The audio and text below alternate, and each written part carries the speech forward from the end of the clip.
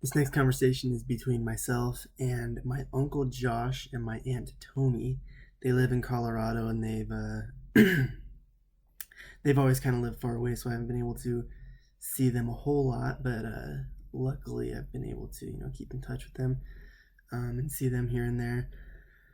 Um, we talked about equal partnership in relationships and how it's portrayed in the media versus how we know those relationships are supposed to be.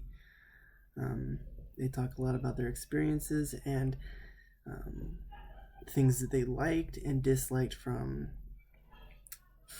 what they've experienced as examples for relationships in their lives, and um, how they can incorporate or want something different from that. Super grateful for them for being willing to do this. Took a lot of time out of their busy schedule to do this, so I'm very grateful that they chose to participate.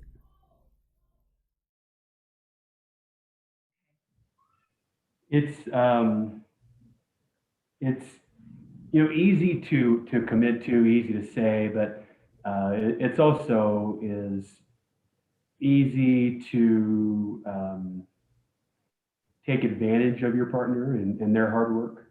Mm-hmm. Uh, so, like I was just thinking today about the dishes, right? And so this is an example that's fresh on my mind. So there were a lot of dirty dishes, and Tony was helping Becca with her college stuff, and so I just did them, and not that big of a deal, right? But as I was doing it, I was like, I do it so rarely, and that doesn't seem right. And at the same time, I was also thinking about a song that's on the internet that where the guy wants compliments.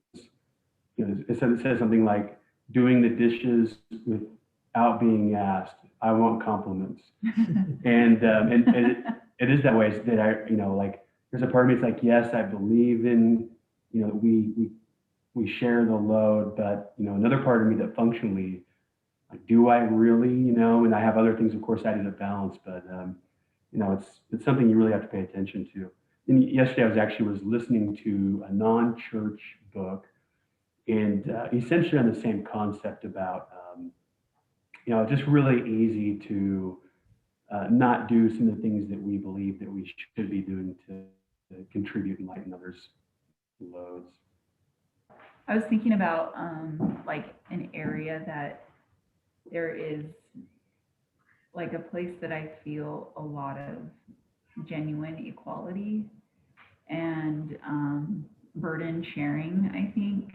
And that is in our responsibility with our children. So, just, when there's decisions to be made, we um, we carefully think about those things together. When there's discipline to be administered, we carefully kind of think about those things together, especially when it's something more difficult to manage. If it's off the cuff, like you got to do your homework, like we're not there together to like, you know, but but when it's something that's more important or um, more thought provoking, like we definitely talk about those things and then try to um, equally kind of address the problem or the situation together.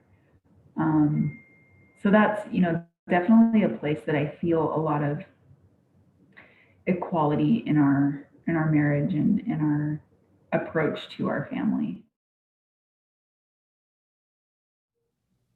A little thought on the power dynamics of decision making. Um, I, I I think that we both one thing that I think we get right is that we definitely try to honor the other person's interests, concerns, etc. And that I don't think that we ever deal with like these power dynamics of who makes the decision. That we're Mm-hmm. both really trying to do what is best for all, including the other person, and really trying to be mindful of that. So, um, And that's one thing that I see it's concerning. So I don't know how much of it's certainly fighting, that you see like in a TV couple, but I think some of that comes from that power dynamics of who makes decisions and that basically putting, who are you putting first? Who's the priority? And if you're worried about if you have power dynamic, you're not doing it right. Like you both have to focus on each other more than your own self. Um, and perhaps sometimes we've probably maybe done that too much where we need to actually, take care of ourselves. Not stuff like going to the gym and whatnot, but you know, keep ourselves active. And anyways, it's just important that you're putting the other person's needs first.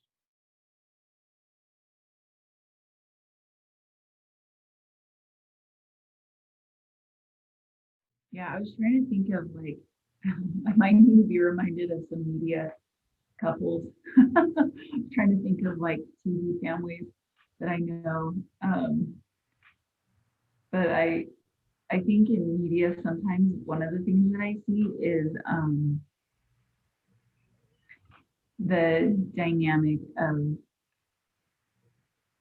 I think, a little bit of feminism where the woman kind of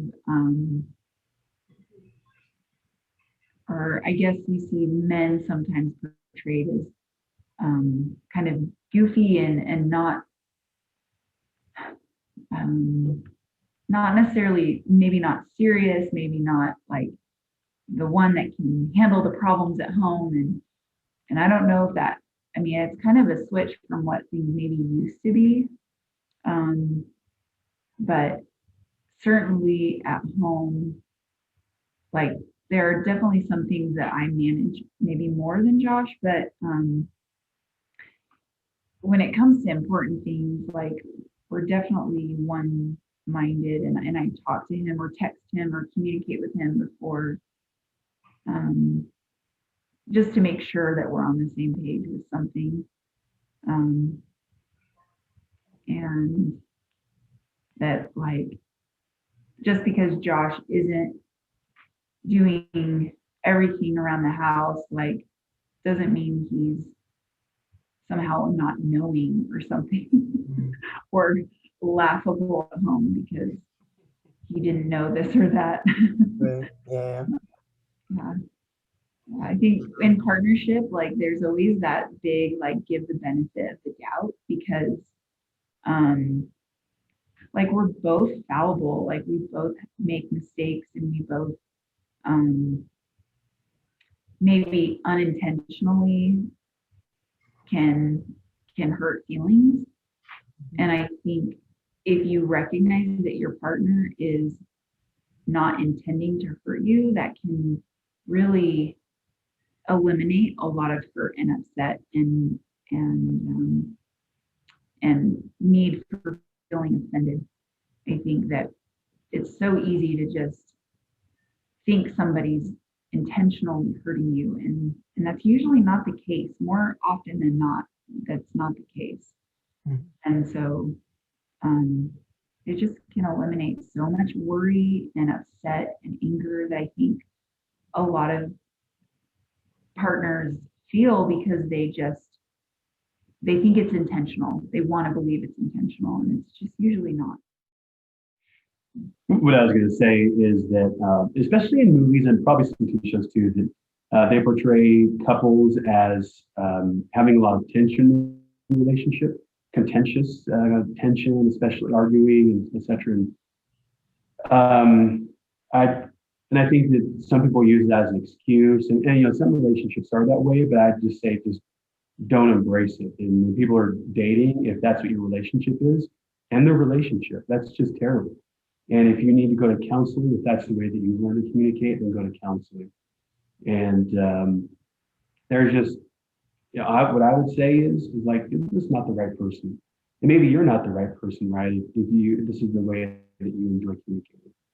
Some of it is definitely connected to what Toni said about being being offended, giving offense.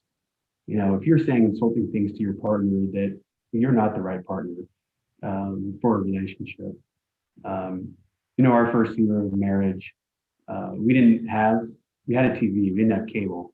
So we'd have to be able to watch DVDs like on Friday or Saturday night. We just like made a real commitment in communicating, and we just established that like we weren't going to fight. Like we understand what the point of that was. And, that doesn't mean that we're not honest with each other, that we don't express concerns and frustrations, but like if I'm frustrated with something that Tony did, which honestly doesn't happen very often, if ever, but like I can just tell her and she knows that I'm not trying to be angry or upset. Like, can we just talk about this challenge that we have or something that we're doing that's not working right? And um, yeah, I really I'd say commit to, a peaceful relationship. And seriously, there are some people who've never seen it, and they really do need counseling. And I don't mean like there's something wrong with them. They just need to be taught how healthy people communicate.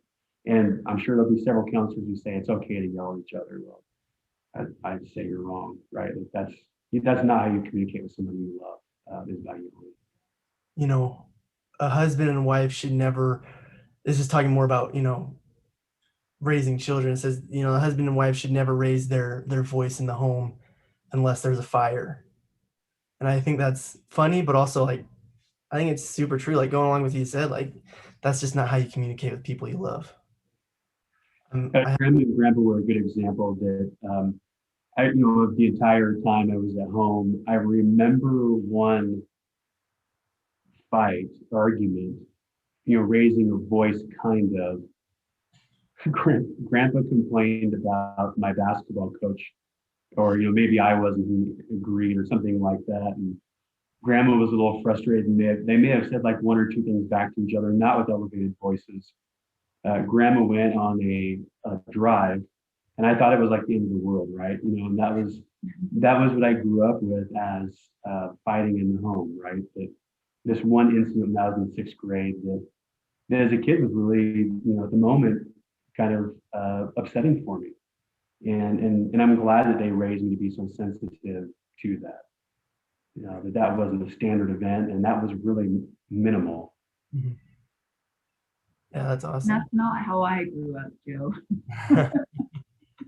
There was a lot of actually one-sided yelling and a lot of just kind of maybe you would call it like manipulation and like kind of anger coming one-sided from my dad usually. And so when I was young, like I didn't know any different, but I knew it wasn't right. Mhm. And it was hurtful to me to feel that and see that happening with my mom. Um, and I knew that that is definitely not what I wanted when I got married. And I remember when Josh and I were dating, and I kind of told him very limited information about this, and I just said that I'm not going to marry you if you're like that. I'm not going to marry anybody who's like that. Um, and it's been a completely different experience, my adult life, than my childhood, and one that I feel so much peace and calm in and safety in. So I'm really grateful to Josh for that and knowing how to be different in that.